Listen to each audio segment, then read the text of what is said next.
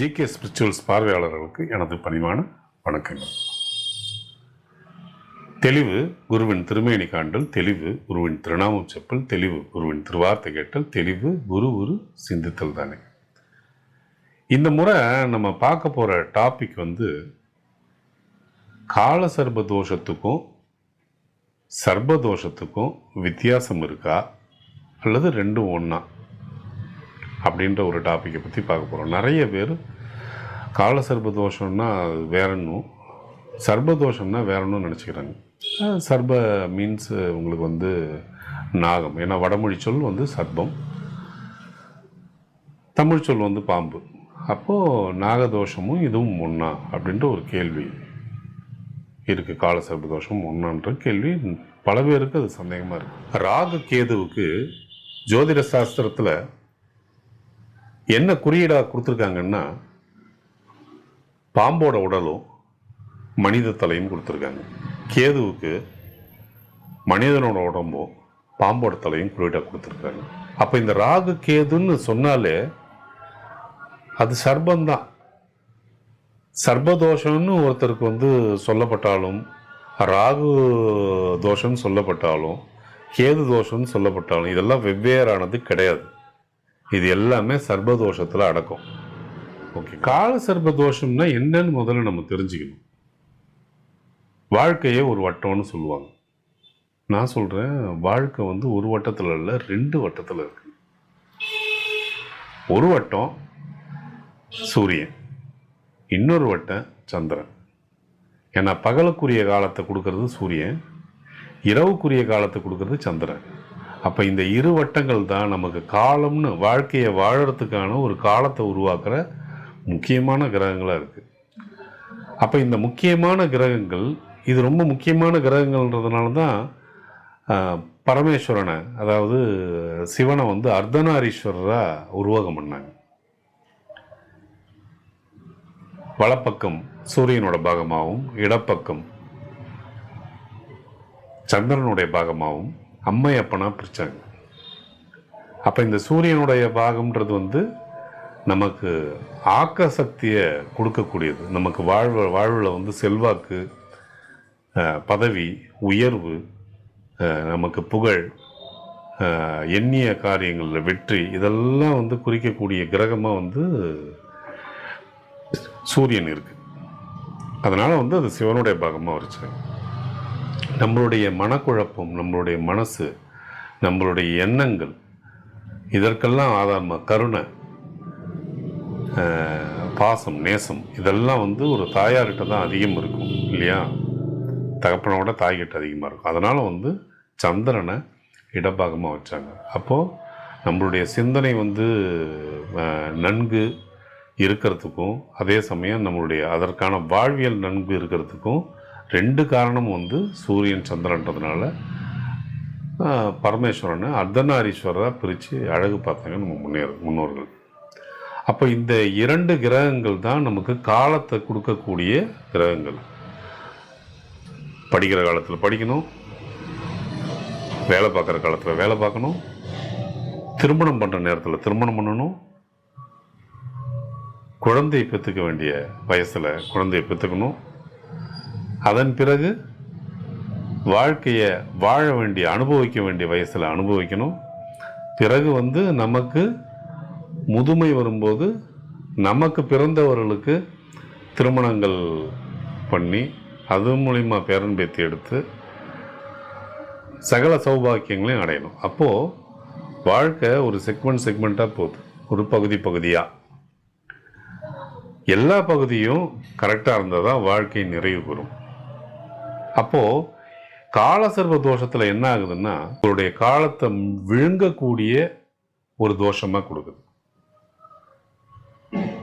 எப்படி காலத்தை விழுங்கிறது? திருமணமாகிற நேரத்தில் திருமணமாகாமல் தடையாச்சுன்னா உங்களுடைய காலங்கள் விழுங்கப்படும். யூஸ்வலாக திருமணம் பண்ணுற வயசு, இப்போ இருக்கிற வயசுன்றது ஒரு 27 அல்லது 25லேருந்து ஒரு 27 வரைக்கும்னு வச்சிங்களேன், 28 வரைக்கும். அது குறிப்பான ஒரு பருவமாக இருக்கும். நீங்கள் அந்த நேரத்தில் கல்யாணம் பண்ணாமல் 30க்கு மேலே போச்சுனால உங்களுடைய காலங்கள் விழுங்கப்பட்டுடுது அப்படின்னு அர்த்தம். அதே மாதிரி திரும்ப குழந்தை பெற்றுக்கிற காலகட்டம் 35 வயசுக்குள்ளார அல்லது 33 வயசுக்குள்ளார குழந்தைய பெற்றுடணும். நீங்கள் அது மீறி நீங்கள் வந்து போகிறீங்க, 35 வயசு மீறி போகிறீங்கன்னா தகப்பனாக வேண்டிய காலகட்டத்தை நீங்கள் வந்து இழந்துட்டீங்க நிறையோ அப்படின்றது அர்த்தம். அல்லது தாயாக வேண்டிய காலகட்டத்தை இழந்துட்டீங்க நிறையன்னு அர்த்தம். அது முழுங்கப்படுது. அதே மாதிரி வேலை பார்க்குறது, படித்த உடனே வேலை கிடைக்கணும், போகணும், வேலை பார்க்கணும், அல்லது சொந்த தொழில் துவங்கி சிறப்புறணும். இப்போ இதற்கான காலம் அதிகமாக எடுத்துக்கிச்சுன்னா 10 வருஷம் ஒருத்தர் தடுமாறி வேலை செஞ்சு 10 வருஷம் கழித்து தான் ஒரு வேலையில் ஒரு சிறப்பே கிடைக்குதுன்னா அந்த 10 வருஷ காலத்தை வந்து நமக்கு சுகமாக கொடுக்காம அது விழுங்கப்பட்டு விட்டது அப்படின்றது பொருளாயிடும். அப்போ நம்மளுடைய காலத்தை விழுங்குற கிரகம் அப்படின்றதுனால தான் அது வந்து காலசர்ப தோஷமாக வச்சாங்க. ஏன் அதை விழுங்குற தோஷம்னு சொன்னாங்கன்னா, கிராமப்புறத்தில் சொல்லுவாங்க சூரியனை பாம்பு விழுங்குதுன்னு. ஏன்னா சூரியனை வந்து கிரகணமாக பிடிக்கிறது ராகு, சந்திரனை கிரகணமாக பிடிக்கிறது கேது. சரி, இது காலசர்ப தோஷம்னு எல்லா கிரகங்களும் ராகு கேதுக்குள்ளார எல்லா கிரகங்களும் ஒரே பக்கமாக அடைக்கலமாகி இருந்தா, சிக்கி இருந்தா, அதுதான் வந்து காலசர்ப தோஷம்னு சொல்கிறான். அப்போது அந்த காலசர்ப தோஷம் என்ன பண்ணுது, உங்களுக்கு வாழும் காலத்தில் நீங்கள் செய்ய வேண்டிய செயல்களை அந்தந்த பருவத்தில் செய்ய விடாமல் உங்களுடைய காலத்தை விழுங்குறதுனால தான் அது காலசர்ப தோஷம்னு பேர் வச்சாங்க. உங்கள் காலத்தை விழுங்குறதுனால தான். எப்படி சூரியனை பாம்பு விழுங்குதுன்னு வேடிக்கையாக சொன்னாங்களோ, அது மாதிரி உங்களுடைய காலத்தை இந்த கிரகங்கள் விழுங்குறதுனால தான் காலசர்ப தோஷம்னு சொன்னோம். அப்போ இந்த காலசர்ப தோஷத்தில் ஒரே பக்கத்தில் எல்லாமே சிக்கி இருக்கும்போது அந்த 7 கிரகங்களும் ராகு கேதுக்குள்ள கட்டுப்பாட்டுக்குள்ளார வந்துடுது. அதுதான் காலசர்ப. அப்போ அந்த காலசர்ப தோஷம்னும் போது உங்களுக்கு மொத்தமாகவே அந்த கிரகங்களில் வந்து உங்கள் வாழ்க்கை சரண்டர் ஆகிடுது. அந்த காலசர்ப ராகு கேதுக்குள்ளார சரண்டர் ஆகிடுது. அப்போ அவங்களுடைய கட்டுப்பாட்டில் எல்லாமே வர்றதுனால படிக்கிறதுல பிரச்சனை, வேலை பார்க்குறதுல பிரச்சனை, கல்யாணம் பண்ணுறதுல பிரச்சனை, உங்களுடைய சுய முன்னேற்றத்தில் பிரச்சனைன்ட்டு எல்லாமே அது கொடுத்துருது காலசர்பதோஷத்தில். ஆனால் சர்பதோஷம் அப்படி கிடையாது. சர்பதோஷம் என்டையர்லி டிஃப்ரெண்ட்.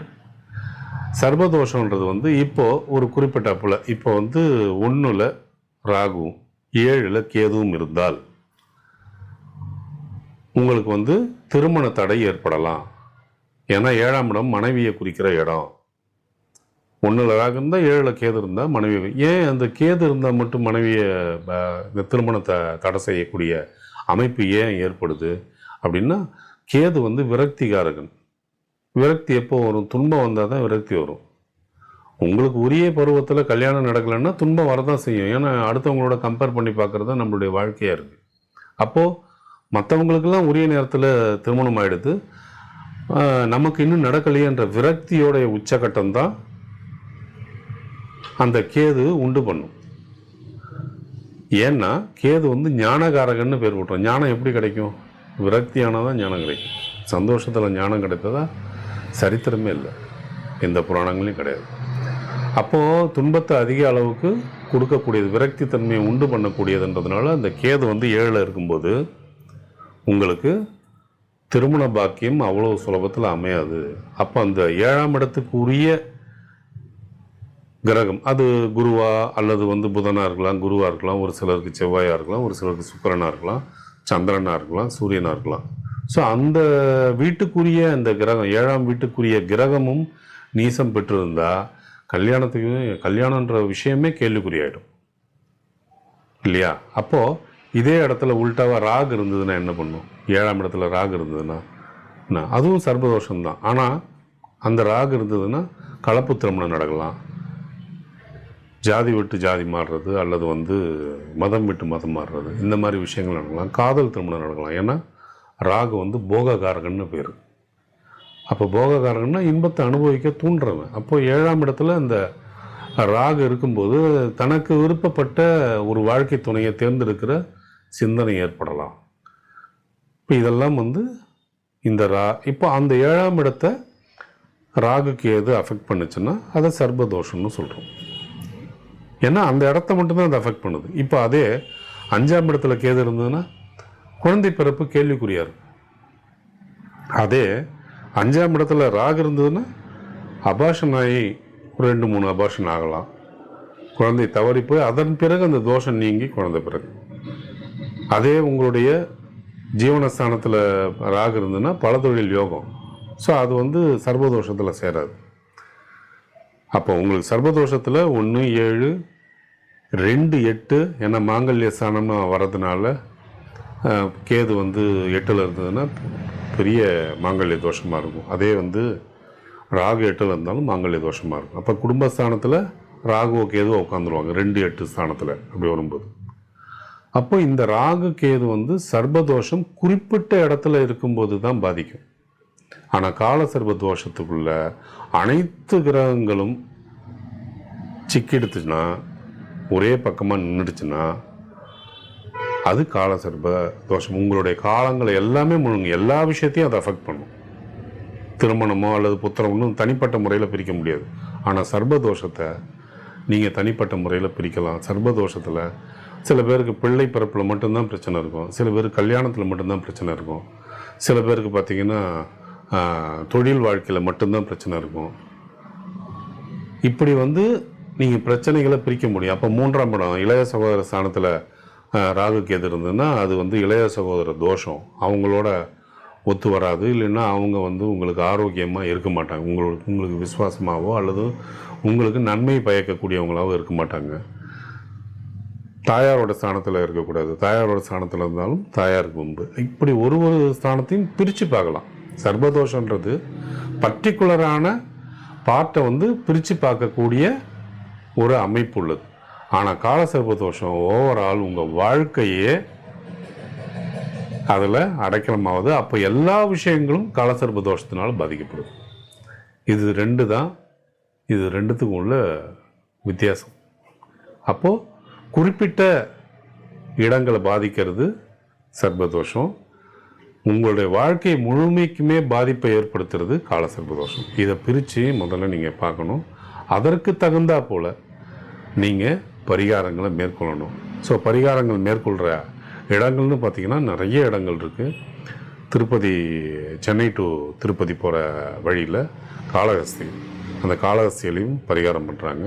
அது வந்து வடக்கு பக்கம் இருக்க ஸ்தலன்றதுனால புதன் யாருக்கு வலிமையாக இருக்காங்களோ அவங்க வடக்கு பக்கம் உள்ள ஸ்தலங்களுக்கு போய் பரிகாரம் பண்ணுறது சிறப்பானதாக இருக்கும். தெற்கு பக்க ஸ்தலம்னு நீங்கள் பார்த்தீங்கன்னா திருநாகேஸ்வரம், அதுக்கப்புறம் கீழ்பெரும்பள்ளம், ராகுக்கு இதுக்கு தனித்தனியாக ஸ்தலங்கள் இருக்குது. அதன் பக்கம் திருநெல்வேலி பக்கம் பார்த்திங்கன்னா சங்கரன் கோவில், சங்கரன் கோவிலில் நீங்கள் பண்ணலாம். அதே ஈரோடு பக்கம் பார்த்திங்கன்னா கொடுமுடியில் பண்ணலாம். இப்படி தனித்தனியான இடங்கள் இருக்குது. கும்பகோணம் பக்கத்துலேயே வந்து திருப்பாம்பரம் ஏகரூபமாக ராகு கேது சேர்ந்துருக்கக்கூடிய இடம்னு, இதெல்லாம் வந்து தெற்கு பக்கம் உள்ள ஸ்தலங்கள். குரு வலிமையாக உள்ளவங்களுக்கு இந்த பக்கம் நீங்கள் பண்ணலாம். இதெல்லாம் பரிகார ஸ்தலங்கள். அப்போது உங்களுடைய ஜாதகத்தில் உங்களுக்கு திருமணம் பிரச்சனையா அல்லது வந்து புத்திரம் பிரச்சனையா அல்லது வந்து தொழில் வாழ்க்கையில் உங்களுக்கு சங்கடம் இருக்கா, இதெல்லாம் சீர்தூக்கி பார்த்துட்டு அதுக்கு தகுந்த போல் பரிகாரம் பண்ணணும். காலசர்ப தோஷம்னா அந்த காலசர்ப தோஷத்துக்குரிய ஹோமத்தை அவசியம் பண்ணணும். அது சம்பந்தப்பட்ட திசைகள் நடக்குதா அதுதான் வந்து ரொம்ப முக்கியமானது. அந்த திசைகள் நடந்தால் இதோடைய வேகம் அதிகமாக இருக்கும். அல்லது அதை கண்ட்ரோல் பண்ணக்கூடிய வேறு ஏதாவது திசைகள் நல்ல திசை நடந்ததுன்னா அதை பற்றி பெரிதாக கவலைப்பட வேண்டிய அவசியம் இல்லை. இந்த வீடியோ உங்களுக்கு பிடிச்சிருந்ததுன்னா லைக் பண்ணுங்கள், ஷேர் பண்ணுங்கள், மறக்காமல் சப்ஸ்கிரைப் பண்ணுங்கள். நன்றி.